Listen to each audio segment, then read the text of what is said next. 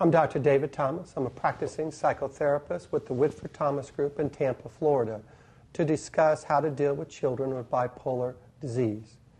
I like to refer to bipolar disease in a more accurate way, which would be bipolar disorder. For years, we didn't tend to diagnose children with bipolar disorder. We didn't tend to see this disorder develop its onset until latter adolescence or early adulthood. But in latter years, we've been recognizing that bipolar disorder can be diagnosed with children in a much earlier age.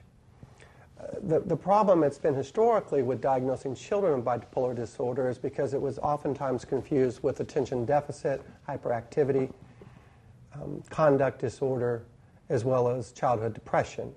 So oftentimes we focus more on those disorders as opposed to the bipolar disorder. Now, how to deal with children with disorders, because it is a medical condition, a psychiatric condition, it's important to work very closely with your physician or child psychiatrist, and not only in a medication regime, but in a behavioral regime.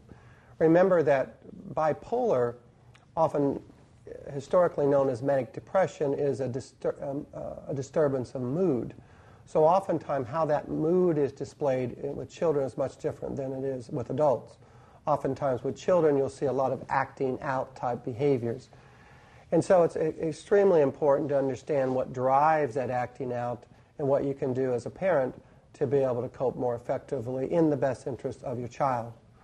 And again, in dealing with childhood bipolar disorder, extremely important to work closely with your psychiatrist or physician, and not just the medicine, but as well as the therapy or cognitive behavior piece of dealing with this disorder.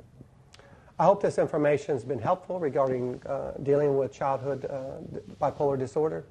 From Tampa, Florida, I'm Dr. David Thomas.